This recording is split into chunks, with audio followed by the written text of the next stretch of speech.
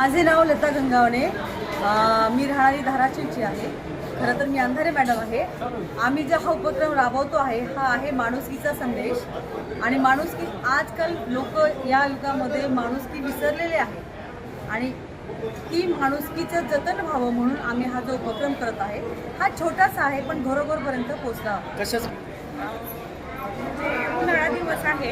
आम्हाला माणुसकी ह्या नात्याने आम्ही शपथ स्टँडला वाटप केले आणि आमचं म्हणजे माणुसकी संदेश की आम्ही माणसांसाठी मदत म्हणून एक करत आहेत आणि आम्ही हे उपक्रम राबवत आहोत.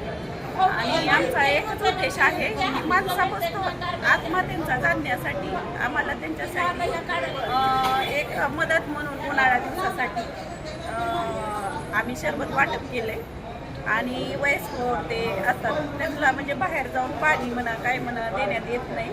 मग ते आम्ही इथं आमच्या सहकुशीनं इथं पोस्ट केले आम्ही माणुसकी संदेश घेऊन.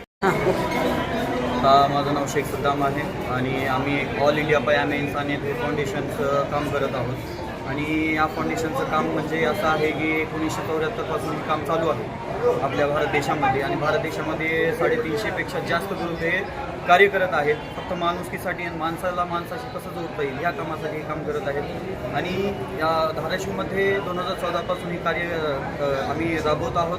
आणि आमच्यामध्ये हे राबवण्याचा एकच उद्देश आहे की आपल्या देशामध्ये जे आजकाल द्वेषाची भावना दिसत आहे, लोकांमध्ये प्रेम राहिलेलं नाही आहे, कुठे कुणाला गरज पडली तिथं कोण मदतीचा हात दिसत नाही आहे. म्हणून आम्ही एक पाऊल उचललेलं आहे की लोकांमध्ये कशी माणुसकी आपण पुन्हा जागृत करू शकतो, लोकांपर्यंत कसं पोहोचू शकतो, माणसाला माणसाशी कसं जोडू शकतो, या उद्देशानं आम्ही हे कार्य करत आहोत. आणि आता आमच्या जे ऑल इंडिया पयामे इन्सानियत ग्रुपमध्ये आधी पुरुषांचंच ग्रुप हे कार्य करत होतं, पण आता आमच्या ग्रुपमध्ये महिलांचा सुद्धा सहभाग चालू झालेला आहे. आणि महिलांचा पण एक ग्रुप तयार झालेला आहे ज्यांनी आता महिलांकडून पण आम्हाला खूप काही अशी मदत भेटत आहे.